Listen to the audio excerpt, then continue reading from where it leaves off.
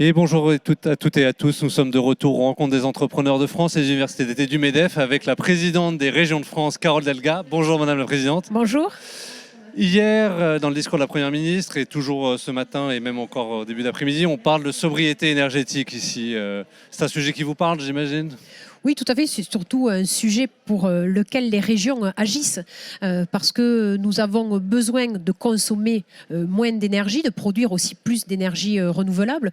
C'est ce que les régions en France réalisent à travers la rénovation énergétique de leurs lycées, à travers la construction de nouveaux lycées à énergie positive, mais aussi à travers les politiques de transport en commun.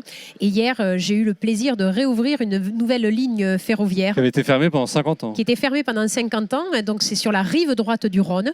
C'est autour d'Avignon, c'est au nord d'Avignon. Et c'est pour plus de 450 000 habitants, la possibilité de faire un trajet en 30 minutes par le train au lieu de 50 minutes avec la voiture. Et en Occitanie, le trajet est à 1 euro.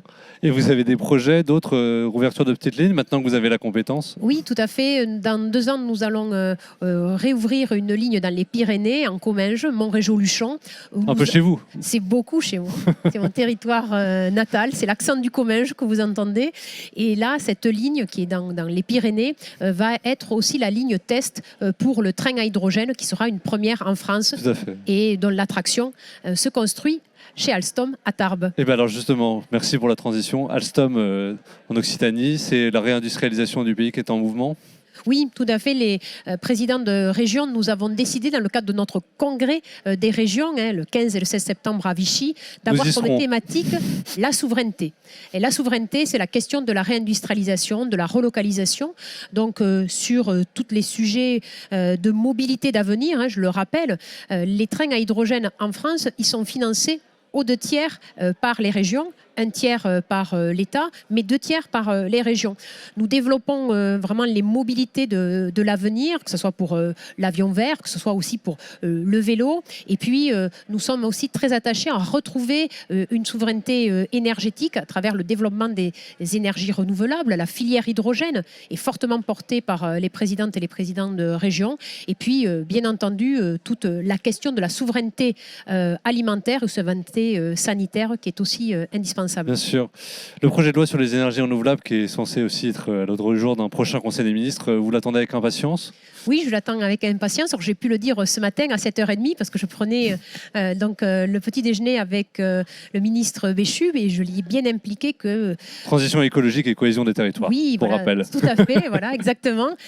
Donc, il va avoir la responsabilité de ce projet de loi et je lui ai bien rappelé à quel point les régions étaient impliquées dans le financement des projets d'énergie renouvelable, mais à quel point aussi il fallait alléger les procédures pour que nous puissions plus facilement mettre en œuvre des projets où de nombreux ne se réalisent pas parce que les délais sont trop longs. Il faut de nouveau être une France des projets et non pas une France des décrets. Une France simplifiée.